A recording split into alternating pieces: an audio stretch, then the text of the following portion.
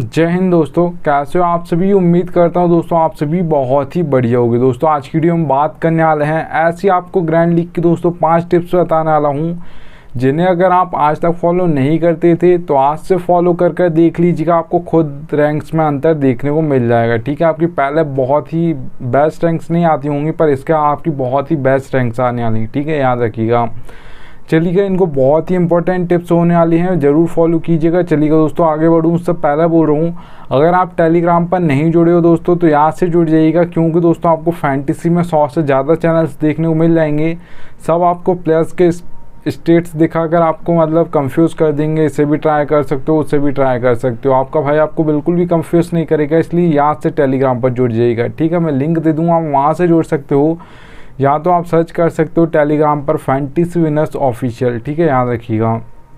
चलिएगा, आप सबसे पहले दोस्तों जो टिप आप देख पा रहोगे प्लेयर्स फॉर्म। ठीक है दोस्तों, याद रखिएगा दोस्तों, कोई बड़ा प्लेयर है और उसका फॉर्म चल रहा है तो बहुत ज़्यादा चांस होगा वो नेक्स्ट मैच में परफॉर्म कर देगा। पर कोई बड़ा प्लेयर है और उसका फॉर्म नहीं चल रहा है तो बहुत ज़्यादा चांस होगा वो नेक्स्ट मैच में भी फेल हो जाएगा। ठीक है, याद रखिएगा। जैसे रोहित शर्मा बहुत बड़े प्लेयर हैं, पर वो ज़्यादातर मैचेस में परफॉर्म नहीं करते। एक मैच में परफॉर्म करेंगे, उसका 2 से 3 मैच में फेल हो जाएंगे। ठीक है, जबकि आप विराट कोहली को देखते हो वो कंसिस्टेंसी के साथ रन्स मारते हैं, मतलब ज़्यादातर आपको पॉइंट्स देंगे, ड्रीम टीम में आएंगे। ठीक है, याद रखिएगा।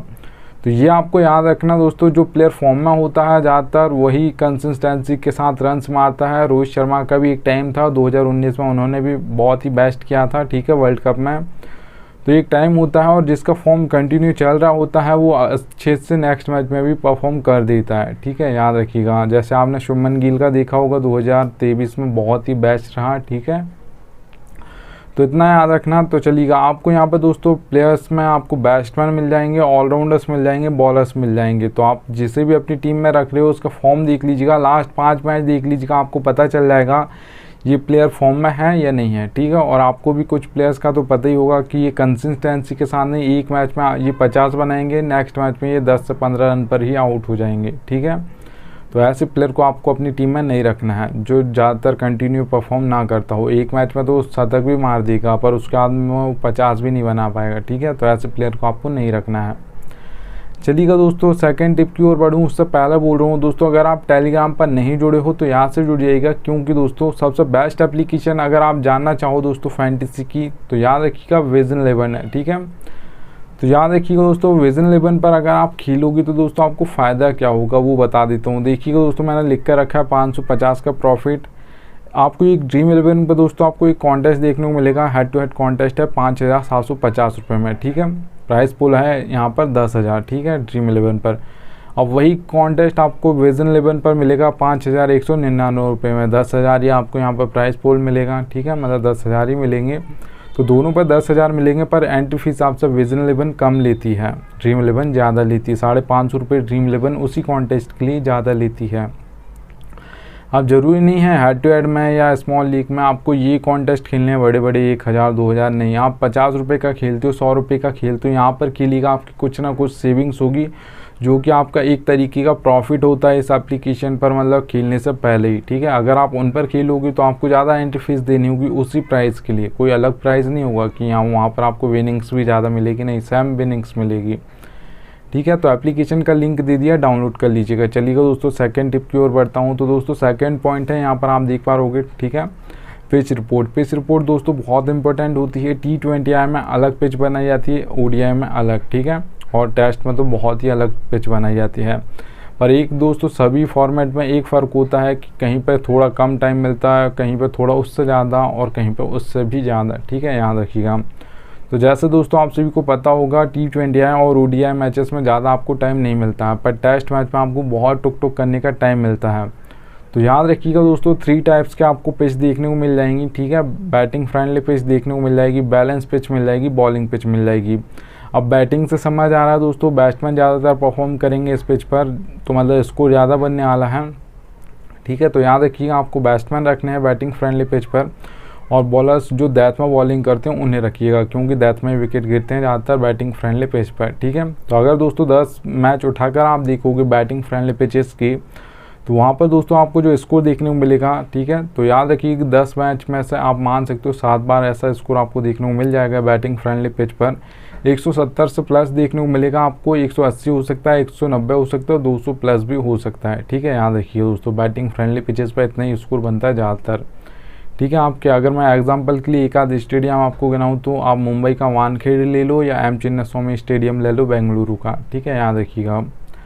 तो यहाँ पर दोस्तों अगर हम बात करते हैं बैलेंस पिच की, तो याद रखिएगा यहाँ पर दोस्तों अब ज़्यादातर ऑलराउंडर्स परफॉर्म करते हैं, क्योंकि 1, 2, 3 इन नंबर पर ज़्यादातर बैट्समैन आते हैं सभी टीम से, IPL हो या इंटरनेशनल हो। ठीक है, पर 4, 5, 6 नंबर पर ऑलराउंडर्स आते हैं। तो 1, 2 विकेट गिर गए तो ऑलराउंडर्स आ जाएंगे, फिर बैलेंस पिच पर वो परफॉर्म करेंगे और वो फिर बॉलिंग भी करेंगे, तो वहाँ से भी एक आध विकेट दे देंगे, तो वो ज़्यादातर परफॉर्म करते हैं बैलेंस पिच पे। दोस्तों 10 मैच उठाकर देखोगे बैलेंस पिच के, तो याद रखिएगा 7 बार आपको यहाँ पर जो स्कोर देखने को मिलेगा 150 से लेकर 170 के बीच में देखने को मिलेगा। ज़्यादातर आपको 160, 165 के बीच में देखने को मिलेगा। ठीक है, बैलेंस पिच पर याद रखिएगा। चलिए दोस्तों अगर हम बॉलिंग पिच की बात करते हैं तो याद रखिएगा 2 टाइप्स के तो अब हमारे बॉलर्स होते हैं दोस्तों, आप सभी को पता होगा। एक फास्ट बॉलर्स होते हैं जिन्हें हम पेसर्स बोलते हैं, ठीक है, और एक स्पिनर्स होते हैं। तो याद रखिए दोस्तों जो ज़्यादातर विकेट मिलते हैं पेसर्स को मिलते हैं, क्योंकि पावर प्ले में भी बैट्समैन को मतलब पावर प्ले का यूज़ करना है, तो वहाँ पर भी वो बल्ला घुमाते हैं। और डेथ ओवर में भी जो फास्ट बॉलिंग ही बॉलर्स ही मतलब बॉलिंग करते हैं, तो वहाँ पर भी वो बल्ला घुमाते हैं, तो वहाँ पर भी आउट हो जाते हैं। ज़्यादातर जो हैट्रिक्स ली जाती हैं वो भी डेथ में ही ली जाती हैं। तो याद रखिएगा जो ज़्यादातर विकेट मिलते हैं फास्ट बॉलर्स को मिलते हैं। बॉलिंग पिच की दोस्तों अगर मैं बात करूं कि यहाँ पर कितना स्कोर देखने को मिलेगा, तो बॉलिंग पिच पर दोस्तों 130 से लेकर 150 के बीच में स्कोर देखने को मिलेगा। ज़्यादातर आपको देखने को मिल जाएगा दोस्तों 140 से 145 बॉलिंग पिच पर। ठीक है, याद रखिएगा। तो यहाँ पर चलिएगा दोस्तों आपको ज़्यादातर फास्ट बॉलर्स रखने हैं बॉलिंग पिच पर। चलिएगा दोस्तों थर्ड टिप की ओर बढ़ता हूँ।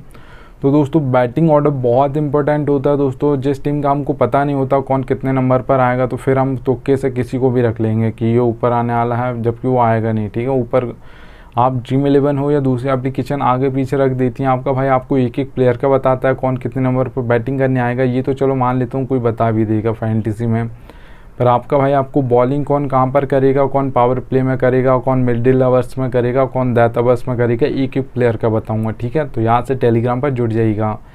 चलिएगा दोस्तों 4 सेक्शन आपको देखने को मिलते हैं सभी एप्लीकेशन में, wicket keeper, batsman, allrounder, bowler. ठीक है, तो आपका भाई आपको एक एक प्लेयर का बताता है सभी प्लेयर्स का।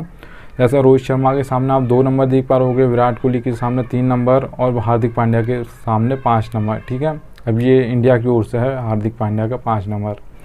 तो एक एक प्लेयर का आपको ऐसा बैटिंग ऑर्डर बताऊंगा, 2 नंबर पर आएगा, 3 नंबर पर आएगा, 4 पर आएगा, 5 पर आएगा। ठीक है, और अब देखिएगा मैं आपको कैसे बताऊंगा कौन पावर प्ले में करेगा, कौन मिडिल ओवर्स में करेगा। तो यहाँ पर आप O/M देख पा रहे होगे हार्दिक पांड्या के सामने।